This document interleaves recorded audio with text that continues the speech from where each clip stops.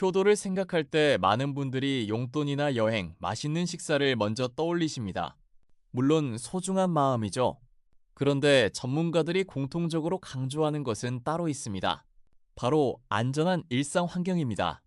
실제로 65세 이상 어르신의 낙상 사고 중 절반 이상이 집안에서 발생합니다. 익숙한 공간이기 때문에 오히려 방심하게 되고 작은 문턱 하나, 미끄러운 바닥 하나가 큰 사고로 이어지는 경우가 많습니다.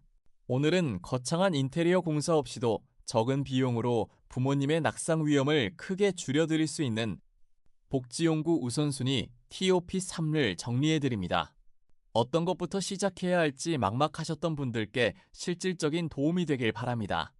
첫 번째, 가장 먼저 점검하셔야 할 공간은 화장실입니다. 국내 어르신 낙상 사고 통계를 보면 사고의 상당수가 화장실에서 발생합니다. 이유는 명확합니다. 물기가 있는 바닥, 좁은 공간, 그리고 앉았다 일어서는 반복 동작. 이 세 가지 조건이 동시에 갖춰진 곳이 바로 화장실이기 때문입니다. 이 위험을 줄이기 위해 가장 효과적인 첫 번째 용품은 안전 손잡이입니다. 변기 옆과 샤워기 옆에 손잡이를 설치하면 일어서는 동작 시 무릎과 허리에 가해지는 부하가 크게 줄어듭니다.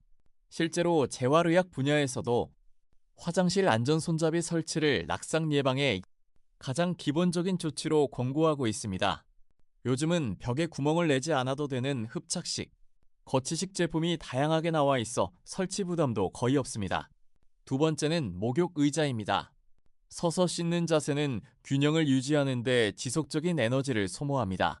앉아서 씻는 것만으로도 낙상 위험을 크게 낮출 수 있고 부모님의 샤워 시간도 훨씬 편안해집니다.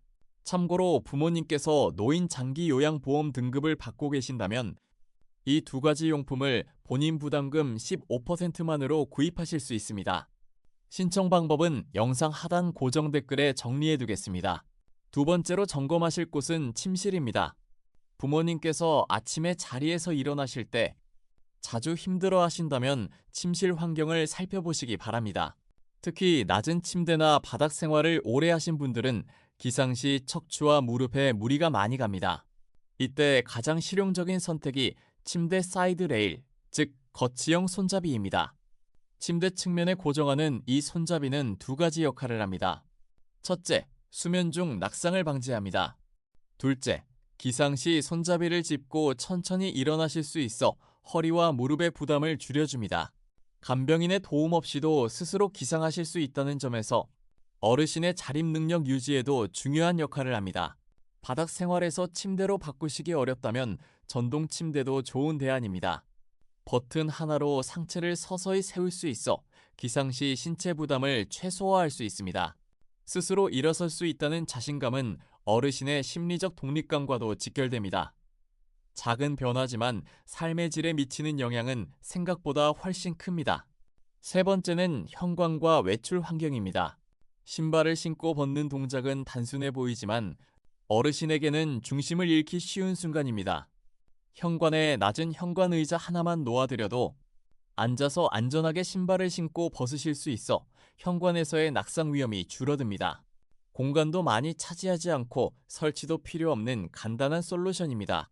외출 시에는 지팡이보다 성인용 보행차, 흔히 실버카라고 불리는 제품을 권장합니다. 단순히 이동을 보조하는 기능을 넘어 걷다가 필요하실 때 앉아서 쉬실 수 있고 장을 보거나 물건을 운반하는 데도 유용합니다. 무엇보다 외출 빈도가 높아지면 신체 활동량이 늘고 사회적 교류가 유지되어 우울증 예방에도 도움이 된다는 점에서 의미 있는 선택입니다. 어르신이 혼자서도 안전하게 밖을 나가실 수 있다는 것.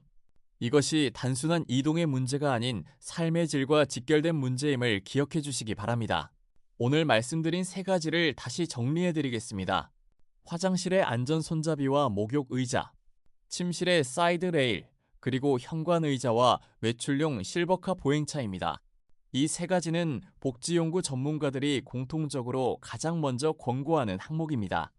공사 없이 큰 비용 없이도 부모님의 일상을 실질적으로 더 안전하게 만들어 드릴 수 있습니다.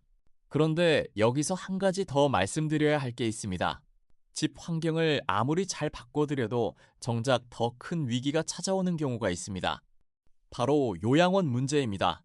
일단 요양원에 모시면 되겠지라고 생각하셨다가 나중에 돌이킬 수 없는 상황이 된 가족들의 이야기 들어보셨나요? 다음 영상에서 실제 사례를 바탕으로 자세히 다뤄드리겠습니다. 영상 끝나고 바로 확인해 보시길 강력히 권해드립니다. 오늘 영상이 도움이 되셨다면 구독과 좋아요 부탁드립니다.